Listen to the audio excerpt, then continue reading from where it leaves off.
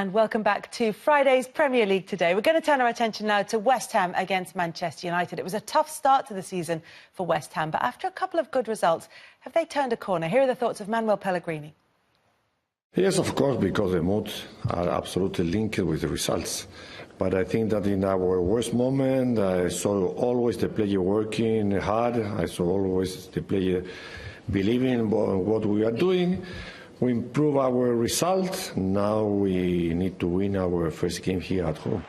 Well, Declan, I think that he must be more and try to continue having good performance, that thinking about more or less money in this moment. I think that nobody in the club is stupid not to understand that, of course, he's not anymore a young player. So I don't think that he has or he will have any problem with his contract in the future. Have they turned a corner? Yes, of course, for this week, says Manuel Pellegrini. It can all change. But does it feel, that having had the win against Everton, the draw against Chelsea, and then an 8-0 win against Macclesfield in the League Cup, which, you can argue it was lower league opposition, but not everybody beats them 8-0. No, and it's part of the momentum because they started to build it against Everton, where they were fortunate because Everton should have scored a couple of goals. Same with Chelsea.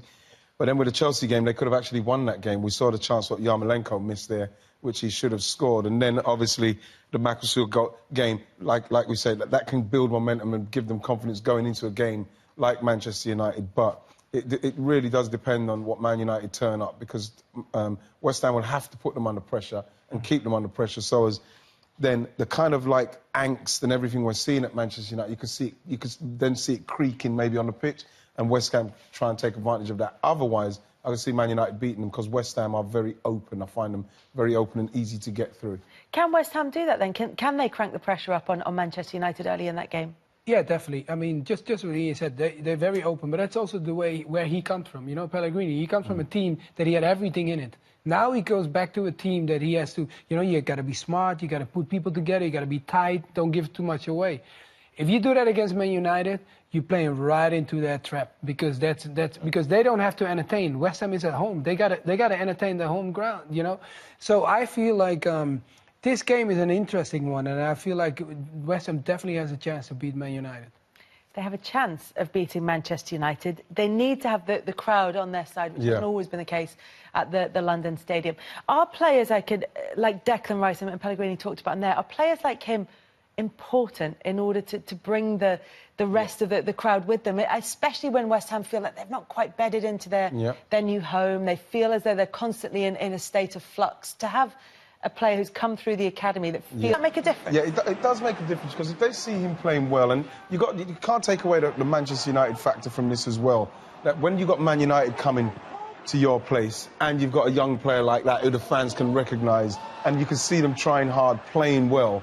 That will get the crowd on your side. That will get the crowd backing you, and that is what they need at the moment. They need a player like that in there. They need someone like Marko Arnautovic to nick a couple of goals just to give the crowd the impetus to keep them cheering and get them behind them, and that is why keep him in the side. And plus, he is playing well in the role he's playing at the moment. You're talking about a guy, Arnautovic. Every time I watch him, I love it, man. Just the way playing against a player like that will be a handful.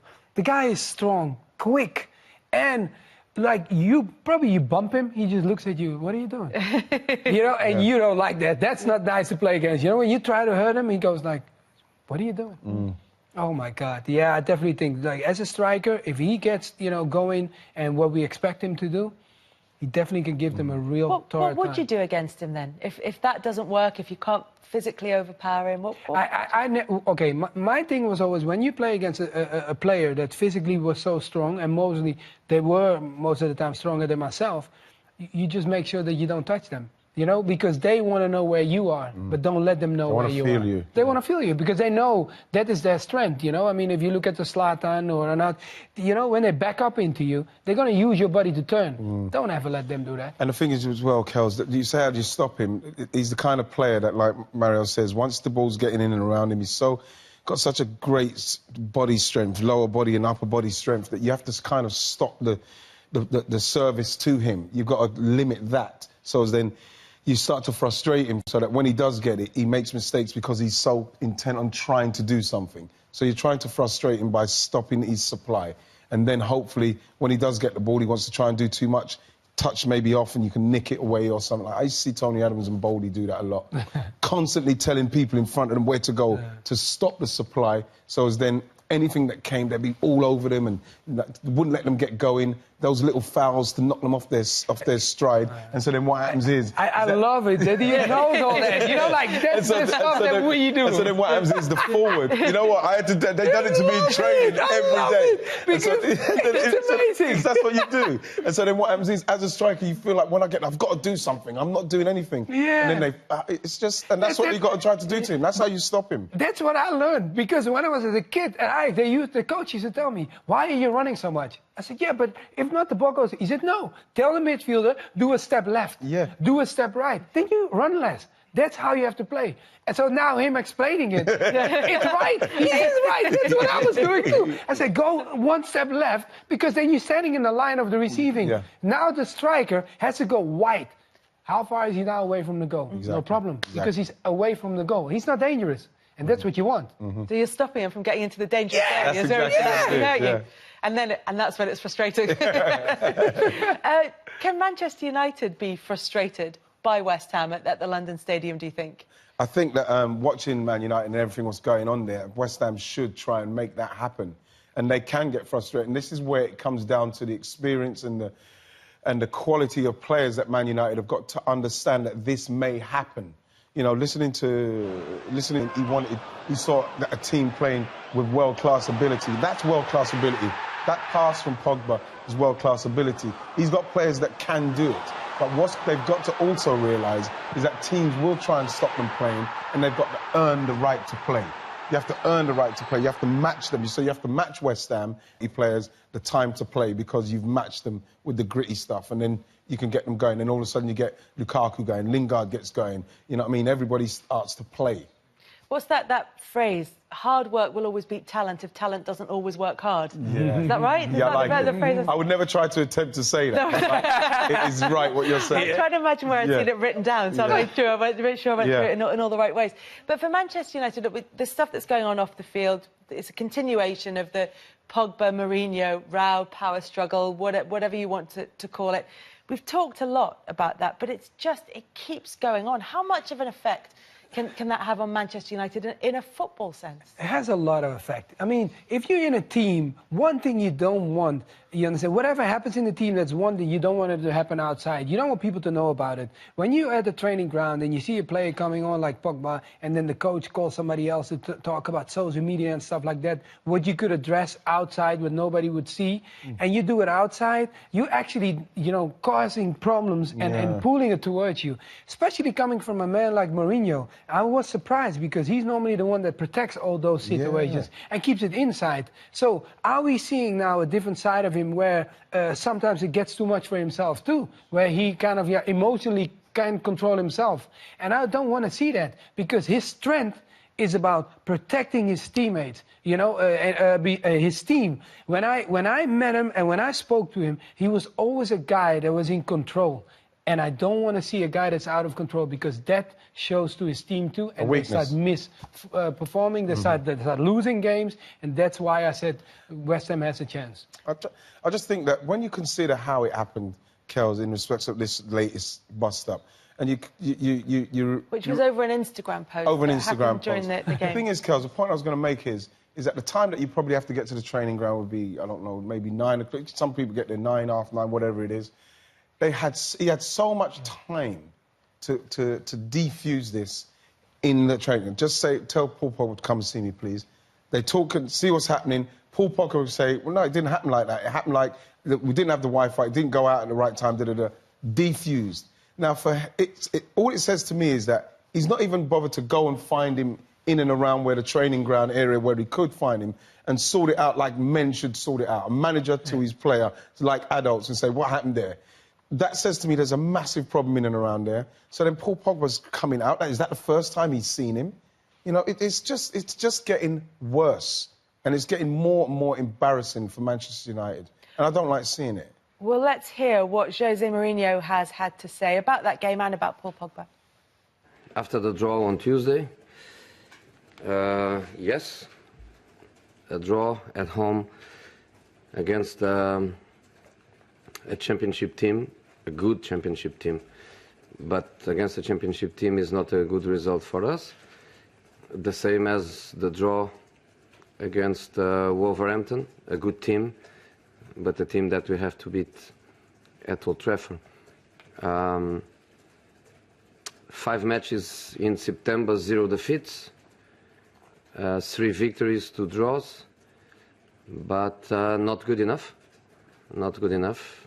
And of course, we want to finish this September month with a good match, with a good performance, with a good result.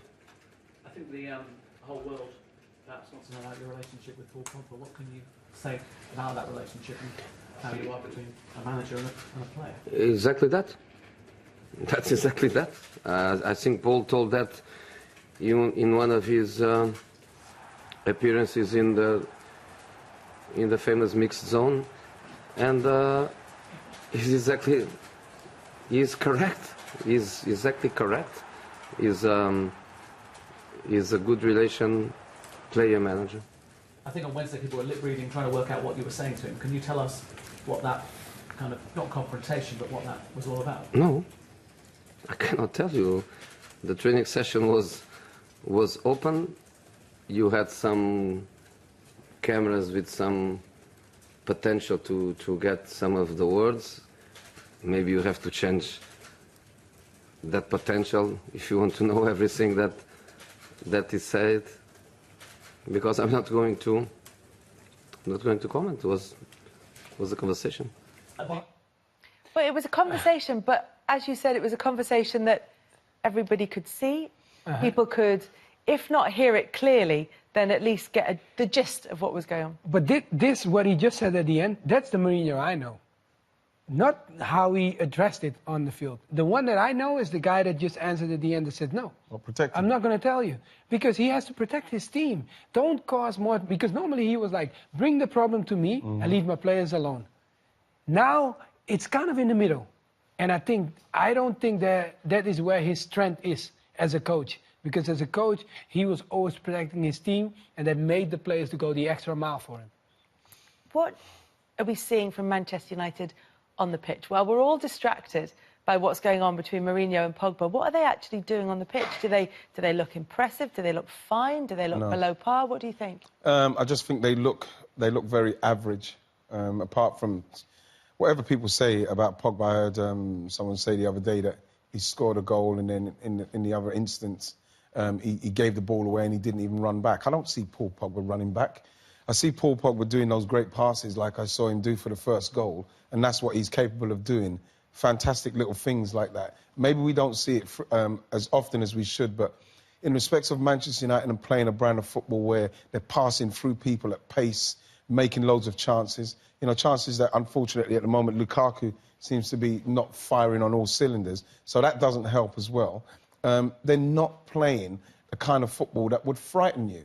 That's why Derby ended up playing as well as they did, because they grew in the game, because they weren't playing the kind of football that were hurting Derby to the point where it started to suppress the Derby players' confidence. And it will be the same with West Ham, and this is why I believe that West Ham at home should start very sharply and put the players under the same kind of pressure that they were under against Derby. And yes, they're playing away from home, but I think that they still are creaking. You can get to them. What's interesting about Derby, of course, is that they're managed by Frank Lampard, who knows Jose Mourinho incredibly well, worked under him twice at Chelsea. And it comes back to what you were saying, Mario, about someone who knows him very well, someone who understands how he works, looking and seeing where the fracture lines are in the team that he's creating and in the relationship that he has with them. Yeah, because Frank had the time as well, at Chelsea when he felt like it was going that direction too. So he knew how he was handling it at that time, and he knew what was hurting him as a player of Chelsea, how people were, playing against him. So facing each other, I think Frank, he took that game not only as a lesson, but also to try to get one over your old coach, because that's great. You feel about that, the student becomes a master. That's what you want to do. And I feel that for a man like Mourinho right now, he has to go back and knowing the things what he's good at, and that's what he has to get out of his team. And I think at the moment right now, I don't know if he really has the perfect answer for that. Why are you shaking your head? Because I don't think that Mourinho can do anything about the way he's playing, or go back to a brand of football that we saw in his second spell, even his first spell, but his second spell at Chelsea for the first half of the season, which was scintillating football. I think that he has the players to do it, but for some reason doesn't seem to be letting them off the leash. They seem to be playing within themselves. They seem to be playing with fear. They don't seem to be enjoying what they're doing. And now we know everything what's going on, and everything is being played out in the public.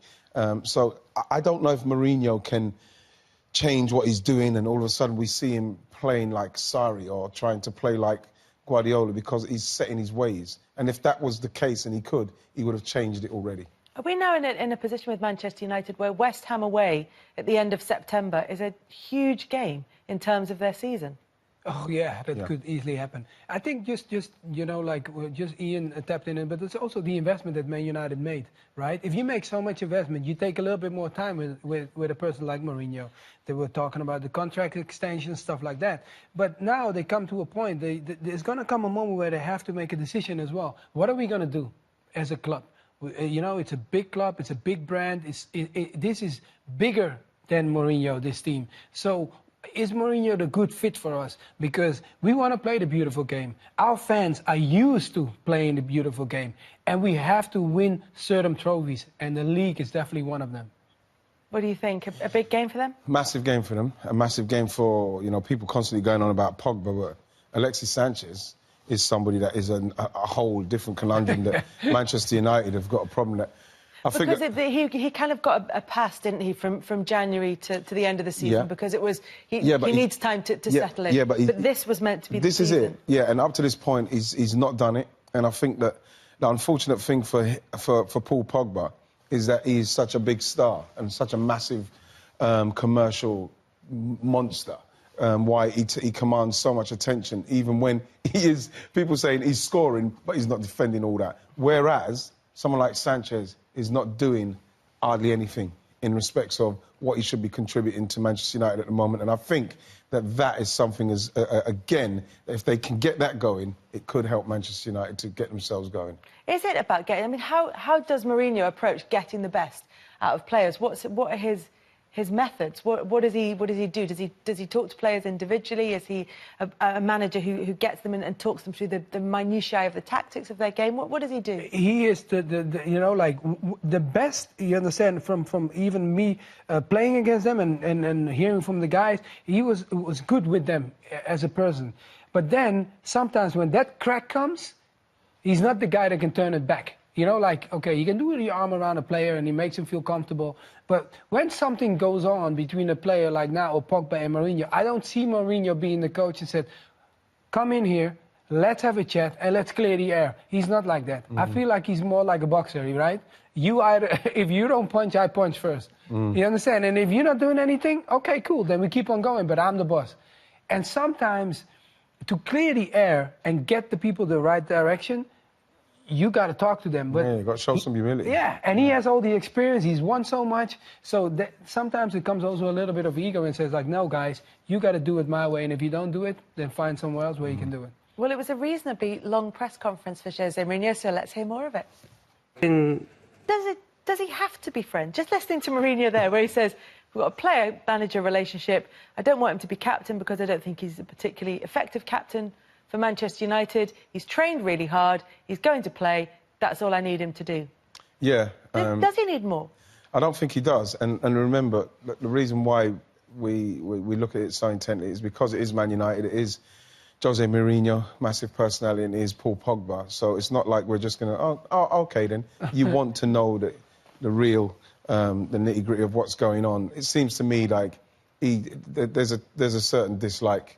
As a man, I know what it's like, disliking a manager and a manager disliking you, but you're still going out and performing and training really well. Pogba's obviously doing that. And this is why it really makes it even more confusing to me why Mourinho chose to confront him on the training ground. Why do that?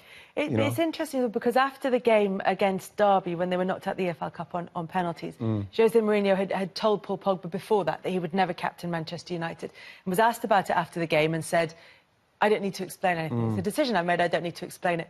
By Friday, He's explaining it. he's now in explaining mode. Do you think there's a sense that Mourinho is now doing exactly what you would expect him to do, Mario, and taking back control and saying, I'm the reasonable one here. If Paul wants to be angry, Paul can be angry. I'm going to be, at least publicly, the reasonable one, and that maybe what happens on the training ground is a heat of the moment where he doesn't have time to have that control. Yeah, I mean, and I feel also he's very skilled in knowing how to handle the press. You know, this is a man that is so savvy. When you meet him too, you know, when you look in his eyes and just the way he talks to you, he knows what's going on. Psychologically, he's always trying to be a step ahead of us. You understand, of anybody that's listening to it, and also the players. So whatever he's doing, he knows what's going on. The only thing I'm worried about is that it doesn't come and hunt him, because it's getting too far now. You know, and you don't want the team, or because like we talked actually before the show about Pogba being an important figure in the group, and being an important figure in the group in the dressing room is a different world than when the coach is not there. Is a world going on. Yeah. And that world he will never see. But you have to be careful, because if that world takes its own little route, Trouble. you're in trouble. Could be in trouble. Will he be in trouble this weekend against West Ham? We'll get predictions a little bit later on in the programme. Now that we're going to turn our attention to Arsenal. Of course, they have